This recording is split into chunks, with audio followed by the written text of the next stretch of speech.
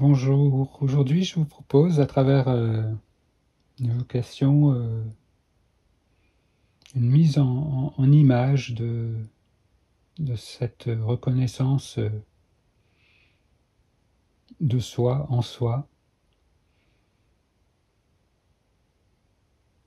toujours avec en arrière-plan évidemment les enseignements de Nisargadatta Maharaj pour, on pourrait dire, mettre en image, rendre toujours plus vivant, plus actuel en vous, en soi, ces enseignements.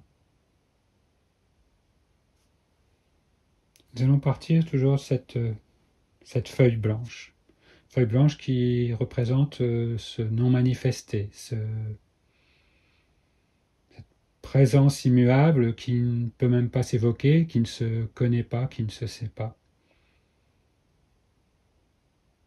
Ce que Nisargadatta va nommer Parabrahman, Para-Atman.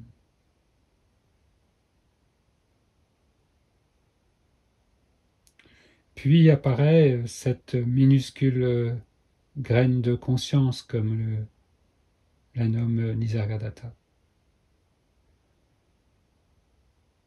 La toute première manifestation,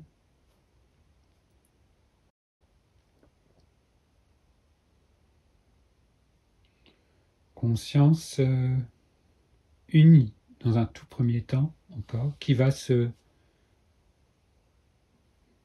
pourrait dire, séparer en quelque sorte déjà dans cette manifestation et créer deux pôles. On pourrait dire un pôle qui va rester cette conscience témoin, qui est souvent appelée Purusha, et une conscience qui va se développer, se manifester. On pourrait, voilà, comme une flamme, un rayon de soleil qui va s'échapper, voilà. Eh bien, ici, on aurait toujours cet aspect donc de Purusha, et là de Prakriti. On pourrait dire aussi Shiva, Shakti.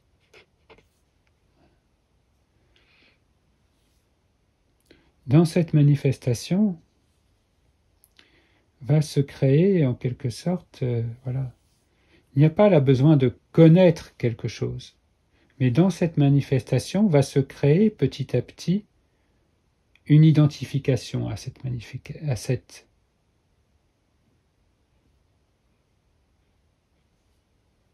manifestation, et comme on pourrait dire en quelque sorte une sorte de d'oubli de l'unité et une manifestation. Cette manifestation, en fait, elle est multiple, et on pourrait prendre l'image d'un soleil.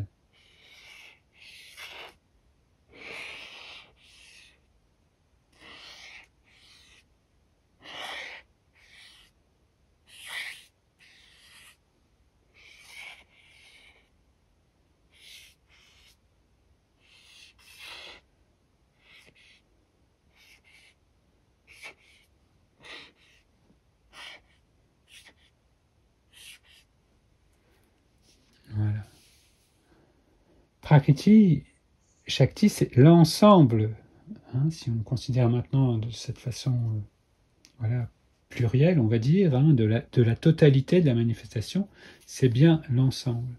Mais quand se passe au sein de cette manifestation une identité, une identification de cette manifestation particulière qui va être symbolisée par un rayon, on pourrait dire, particulier, et bien là, on va créer comme une frontière, une coupure, impossible en réalité, puisque cette manifestation est bien l'émanation de ce couple premier, de ce fondement premier de Shiva Shakti, de Purusha Prakriti, avant même cette distinction, mais qui par l'identification propre à la manifestation à travers un corps humain, eh bien on va créer ce qu'on appelle donc le jiva, c'est-à-dire cette conscience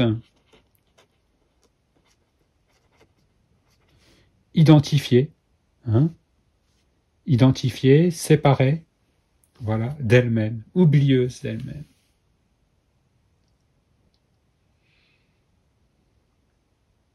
Et qui a ce sentiment d'être consciente, mais oublieuse ici, s'approprie la conscience, prend la conscience comme étant voilà, sa possession, et de ce fait-là se voit séparée du monde et voit toute autre manifestation comme séparée d'elle-même et indépendante d'elle-même.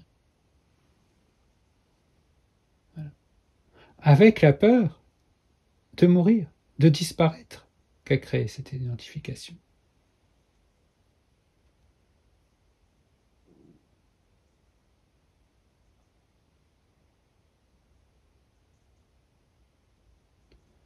Alors, oui, bien sûr, dans beaucoup de cas, on va éventuellement avoir ce jiva qui va prendre conscience quand même que voilà, qu'il est aussi dépendant des autres éléments, ou qu'il est plus que cela.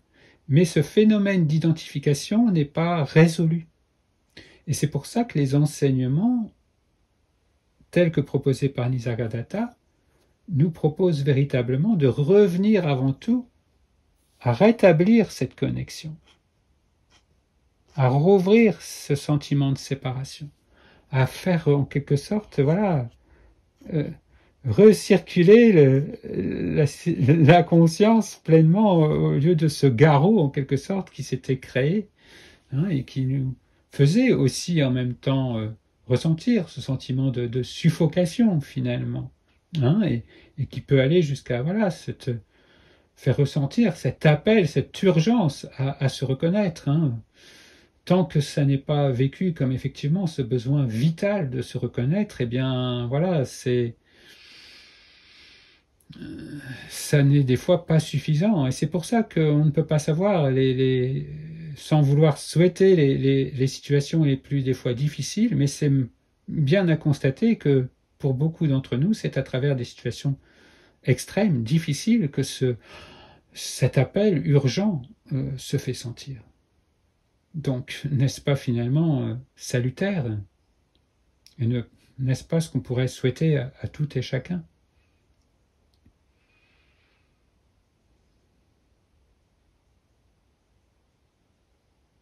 Et dans ce retour à cette union, on va dire, hein, cette union de Shiva, Shakti, et voilà, mais non pas des dieux, voilà, hein, extérieurs, mais vraiment voilà, de cette conscience manifestée dans sa manifestation et cette conscience, voilà, dans sa place de témoin en soi, voilà, ce retour à ce simple je suis. Voilà. Sans rien avoir à changer, sans rien avoir à vouloir changer au niveau de la manifestation. Non, tout est bien, tout est là, à sa juste place.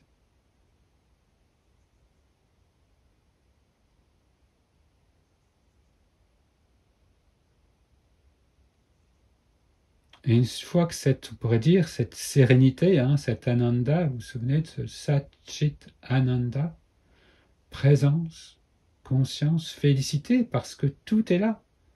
Tout ce rayonnement, ce soleil dans son entier, ce rayonnement dans son entier de la conscience, rien ne manque. Rien ne manque. Ce ne sont que comme des flammes, comme des rayons en constant changement, en constante naissance, déploiement, réabsorption.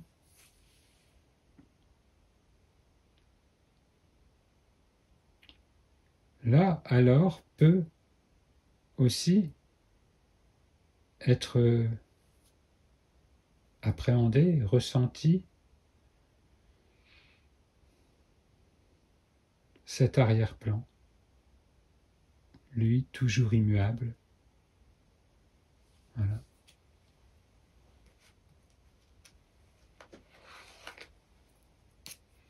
Ici, on va lui donner cette couleur bleue, mais juste comme ça pour le plaisir de l'illustration. Ce Paraatma, ce Paraatman,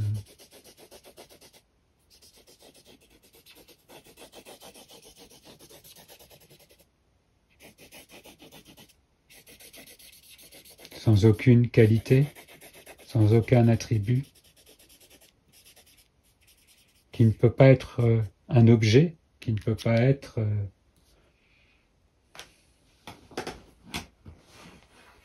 quelque chose d'appréhendé.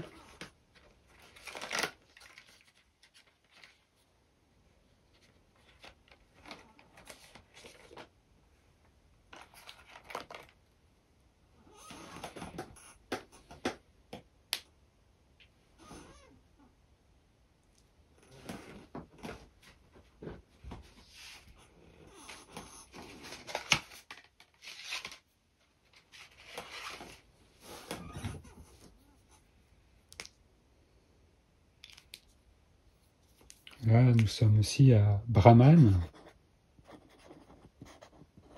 pour reprendre les mots Nisargadatta. Et là, ce serait bien Parabrahman. Atman, Jiva, ici identifié, Jnani, ici non identifié, cette vision qui s'est retrouvée dans son ensemble.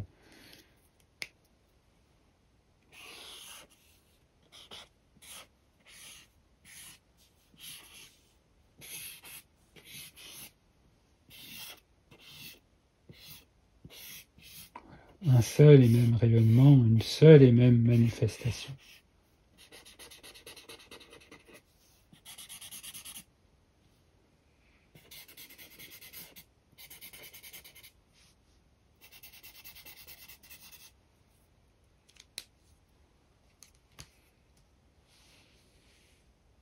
Rien qui ne soit autre. Un seul et même souffle, une seule et même manifestation, une seule et même conscience.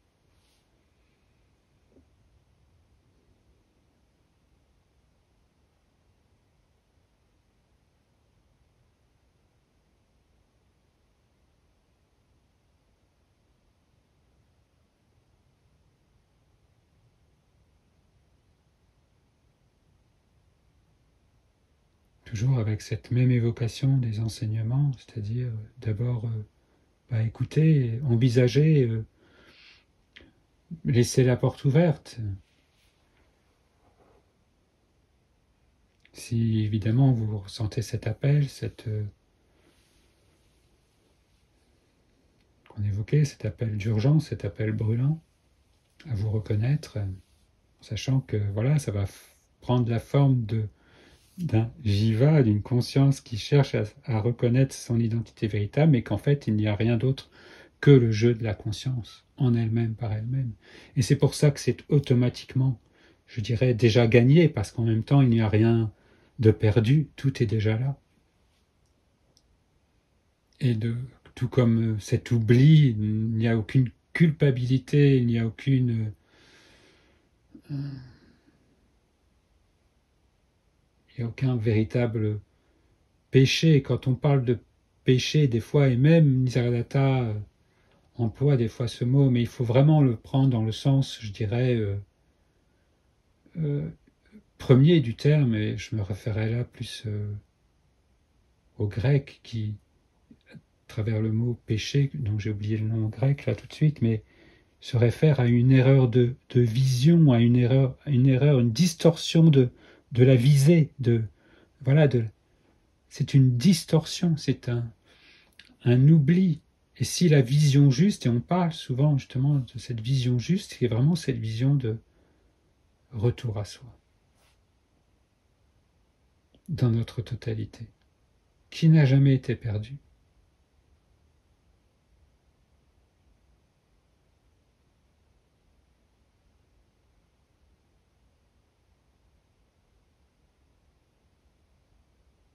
Et là, la mort, la naissance n'ont plus le même sens. C'est à partir de cette présence témoin qu'est vécu toute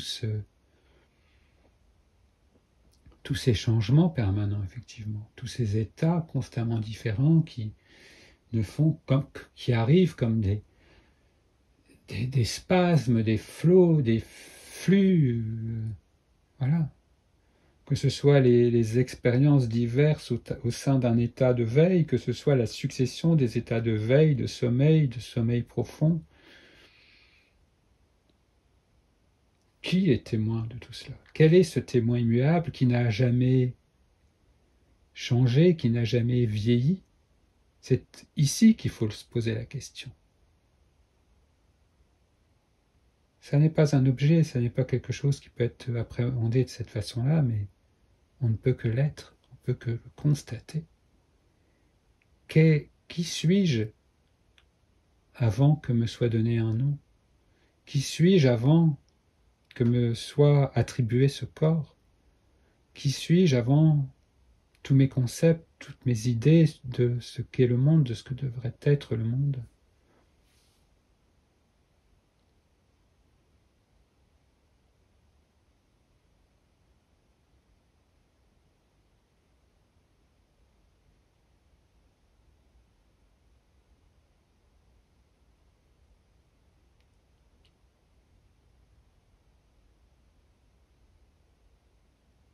Voilà, c'est à la fois on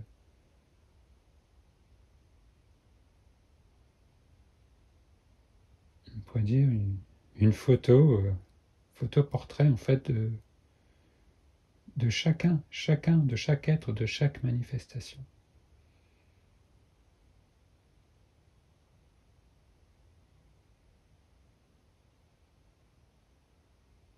Dans son unité.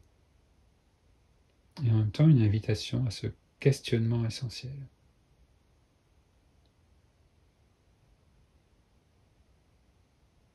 Cela ne peut passer que par ce questionnement essentiel. On ne peut pas se contenter d'un savoir plaqué comme ça pour conforter le mental ou l'intellect. Il faut que le mental, l'intellect, il soit ouvert et confiant et envisage cela, mais l'introspection, le questionnement véritable est indispensable. Et ensuite, eh bien, être fidèle à cette reconnaissance, vivre à partir, à travers, et manifester cette reconnaissance, bien évidemment. Dans chaque rayonnement d'une manière différente, unique, unique.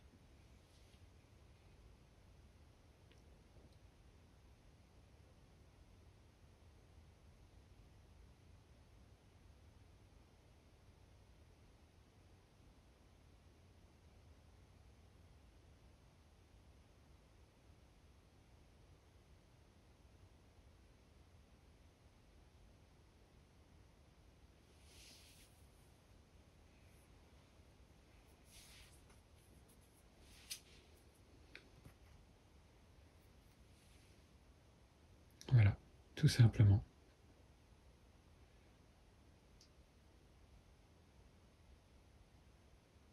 Bien à vous.